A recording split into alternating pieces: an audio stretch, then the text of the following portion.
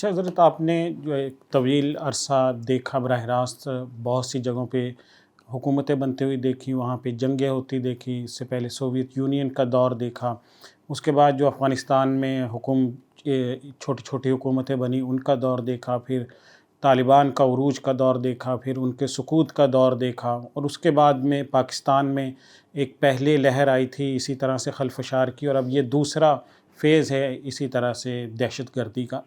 تو ان تمام جنگوں کو جو آپ نے دیکھا اور اس کا انالیسس کیا، تو اس میں کیا نظر آتا ہے کہ جو اب کا جو حملہ ہے یہ ان سے کتنا مختلف ہے، اور جنگوں کی جو نفسیات آپ نے ابھی تک ان تمام جنگوں کے انالیسس سے سمجھی ہیں وہ کیا ہیں؟ میرا یہ خیال ہے کہ جب سے پاکستان ٹوٹا ہے نا، مشرقی پاکستان جب ہم سے جدا ہوا، اس کے اسباب اندرونی بھی تھے، بیرونی بھی تھے، ہماری غلطیاں، سب کچھ چیزیں اپنی جگہ پر۔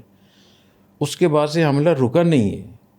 یہ بہت غلط فہمی ہے لوگوں کو کہ اتنے سال جنگ رہی ہے اور پھر خاموشی رہی یا جنگ نہیں ہوئی۔ جنگ مسلسل پاکستان کے خلاف ہو رہی ہے۔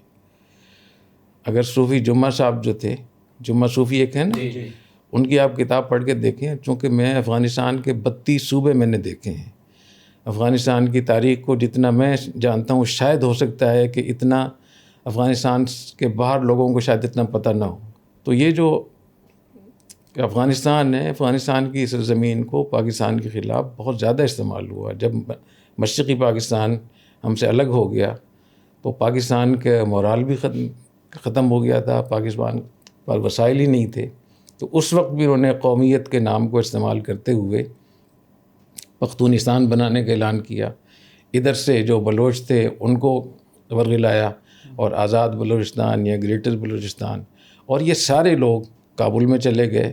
وہاں را اور موساد اور خاد ان کی طرف سے چیزیں ہوتی رہیں۔ تو اس وقت میں شیر پاؤ جو وزیر اعلیٰ سرحد کے تھے ان کو شہید کیا گیا دھماکے میں۔ تو انہوں نے، جمعہ صوفی صاحب نے لکھا ہے کہ ہم نے کیا تھا، کیونکہ وہ سیکٹری تھے، تمام سفارت خانوں میں وہ جاتے تھے اور جتنا پیسہ سوویت یونین سے آتا تھا، انڈیا سے آتا تھا، اس کو یہ وصول کرتے تھے اور یہ آگے سب ان کو استعمال کرتے تھے۔ تو میرا تجربہ اور جو کچھ میں نے دیکھا ہے کہ حملہ پاکستان پہ مسلسل ہو رہا ہے۔ جنرل ضیاء الحق مرحوم نے اپنی بہترین حکمت عملی کے تحت پاکستان کو اتنا مضبوط کیا، جس پہ لوگ برا بھلا کہتے ہیں، اس کو میں نہیں سمجھتا کہ ان کو برا بھلا کہنا چاہیے۔ جنرل ضیاء الحق کی جو پالیسیاں تھیں، اگر ان پالیسیوں کو برقرار رکھا جاتا تو یہ نتائج نہ ہوتے جو بھی۔ تو اگر ایک حکومت آتی ہے اور دوسری حکومت پہلی پالیسی کو ختم کر کے نئی پالیسی جاری کرتی ہے، تو اس میں کس کو کہیں گے کہ کس کا قصور ہے؟ تو میں سمجھتا ہوں کہ پاکستان یہ تسلسل ہے مسلسل اور مختلف طریقوں سے، اور اب یہ جو بھی کچھ ہو رہا ہے یہ بھی اسی کے تسلسل ہے۔ اور اصل چیز پاکستان کی میں نے بتایا نا کہ فوجی قوت اور پاکستان کی جو ریاست ہے، ریاست پاکستان، یہ ان کا ہدف ہے۔ تو اس کے لیے لوگ تبدیل ہوتے رہتے ہیں، مین چیز وہی ہے، وہی لوگ پاکستان کو نقصان پہنچانا چاہ رہے ہیں۔ اور یہ جو بلوچستان ہے، اس پر بھی ایک ریسرچ کی اس میں ضرورت ہے کہ بلوچستان کو اتنا زیادہ کیوں انہوں نے نشانہ بنایا ہوا ہے۔ تو جو ماہرین ہیں وہ یہ بتاتے ہیں کہ پاکستان کے جو فوجی قوت ہے، جو اصل فوجی قوت ہے، اس کا مین اس کی جگہ بلوچستان ہے۔ اور اسرائیل کو یہ معلوم ہے کہ جو بھی کچھ ہوگا ہمارے ساتھ وہ یہاں سے ہوگا۔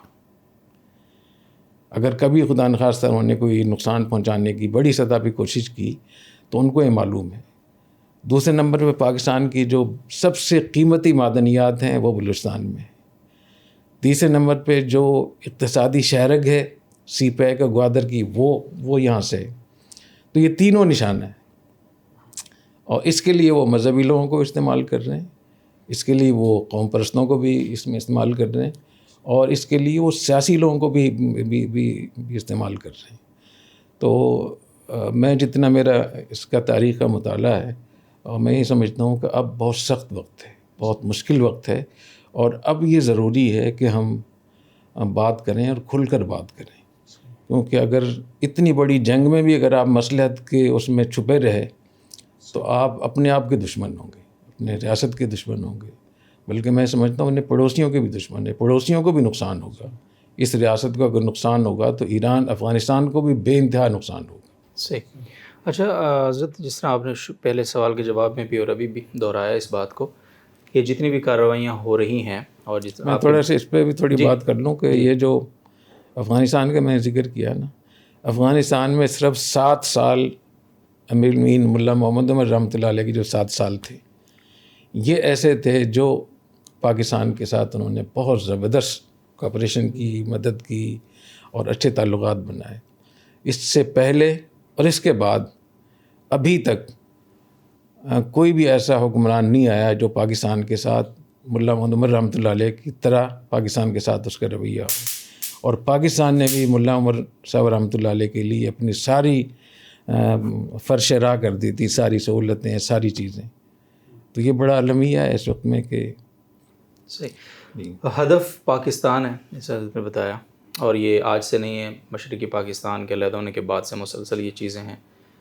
اب یہ ہدف پاکستان ہے اگر، تو اس میں میں اگر مولانا حامد الحق صاحب کے سامنے پہ آؤں وہاں سے. اچھا، اس پہ تھوڑی بعد میں بات کرنے پہلے میں بتا دوں کہ یہ جو پختونستان اور آزاد بلوچستان کے لوگ تھے، ان کے سارے مراکز کابل میں تھے اس وقت میں، اور میں نے وہ گھر دیکھے ہیں جہاں یہ بڑے بڑے یہاں کے جو سردار تھے وہ وہاں رہتے تھے، اور ان کی جو تفصیلات وہاں ہم نے دیکھیں، جو ان کا جو انٹیلیجنس کا ادارہ تھا، وہاں جو ان کے نام لکھے ہوئے تھے، جو ان کو ماہانہ ملتا تھا، سالانہ ملتا تھا، وہ اتنا حیران کن تھا کہ اس سے پتہ چلتا تھا کہ انڈیا اور موساد اور سوویت یونین جتنے بھی مخالف لوگ تھے، وہ ملک تھے، انہوں نے افغانستان کو ان کے لیے جنت تھی.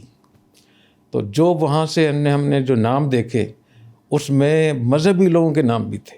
آپ حیران ہوں گے کہ بعض بڑے بڑے مذہبی جو لیڈر تھے ان کو بھی وہاں سے پیسہ آتا تھا، قوم پرستوں کو بھی پیسہ آتا تھا، سیاسی لوگوں کو بھی پیسہ آتا تھا.